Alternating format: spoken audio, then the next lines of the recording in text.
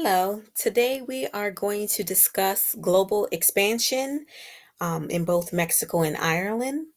Basically, we are a company that are looking for five positions: shipping and receiving clerk, administrative assistant, a machinist, an accountant slash controller, and VP sales of marketing.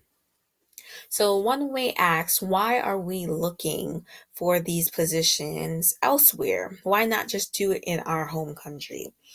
Well, one of the main reasons will be expansion. Um, for global expansion, especially with this type of market, it is great to have a market elsewhere outside of your home country, just for income reasons, profit, and making a larger business, not becoming a local business anymore. Another good reason would be pay, as far as the currency rates in those countries, the cost of supplies in those countries, and just the space really to expand.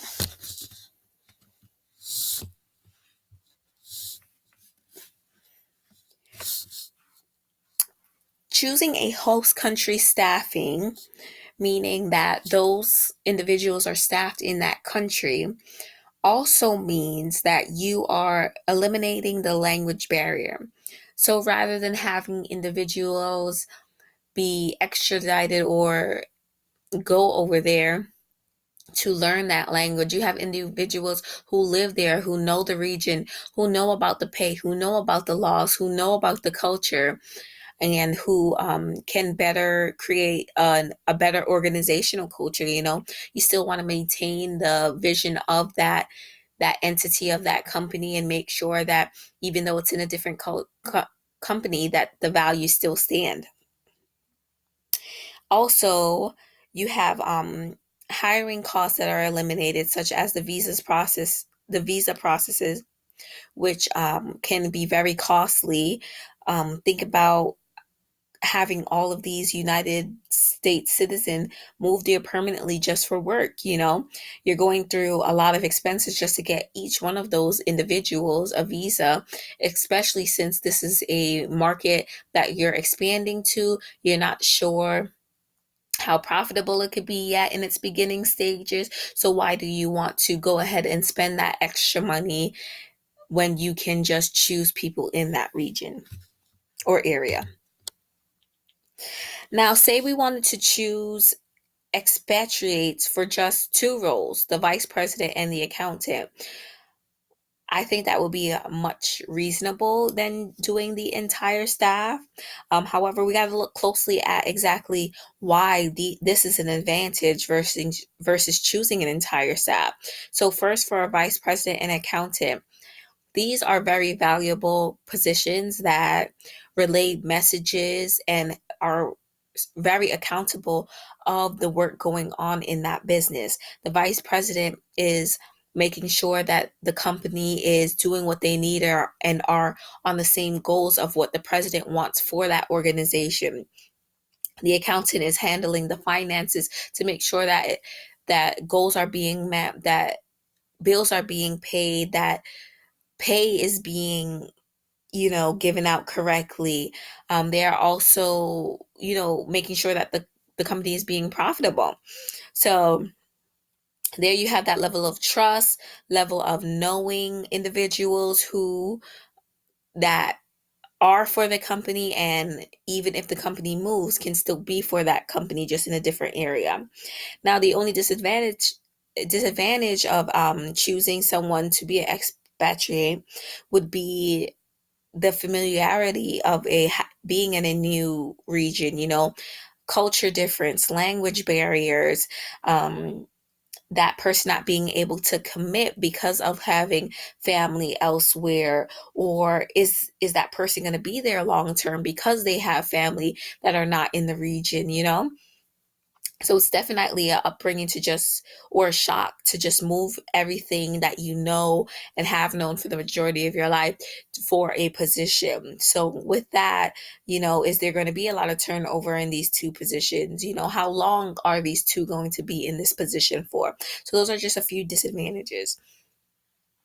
Now, if say if someone wanted to go to Ireland, the process is not as bad as it may seem.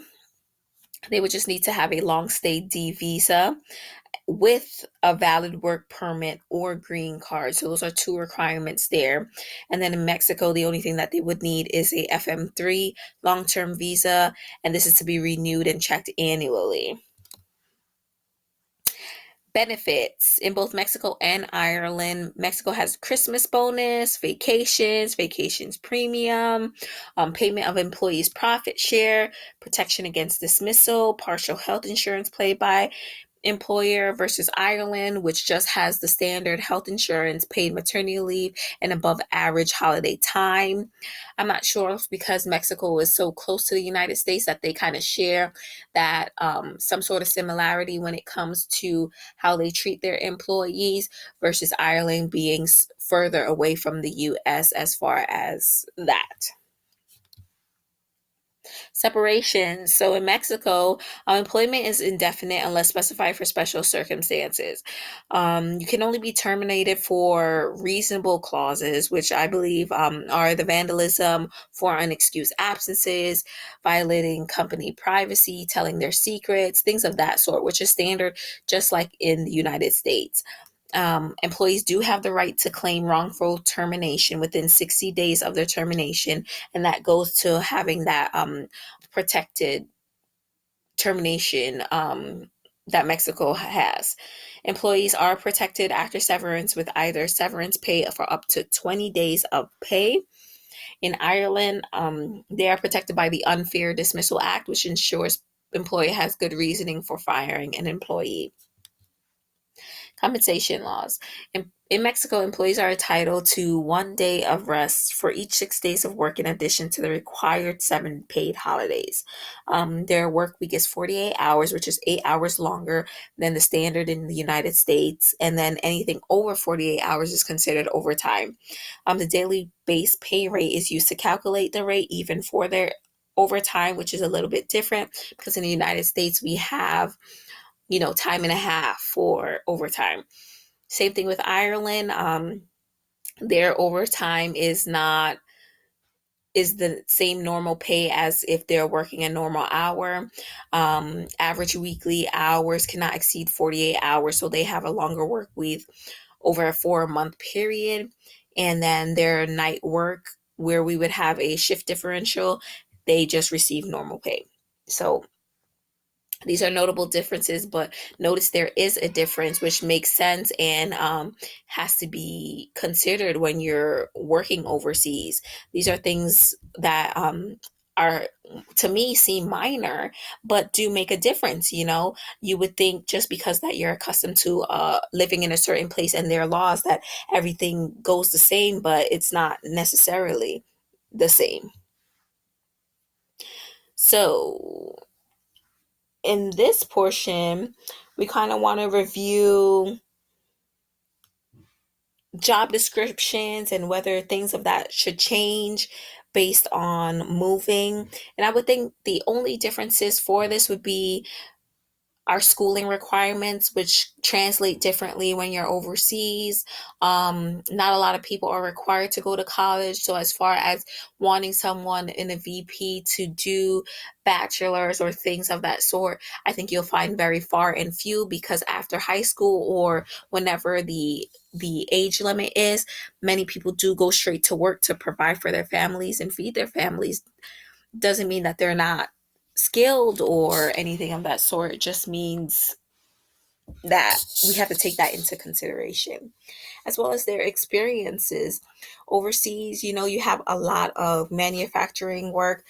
So as far as finding office assistants or administratives, how would that really work? You have to take that into consideration and think about the population.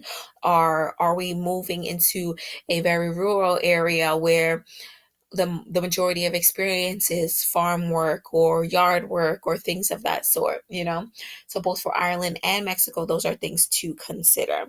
And like I said, moving into a new area is definitely a big move. However, all of these have to be taken into consideration because it is a cultural difference for your organization. It may cause a culture difference for that organization. So you need to make sure that in order for your organization to be successful, that you take all of these factors into consideration for each role as well. Thank you for listening.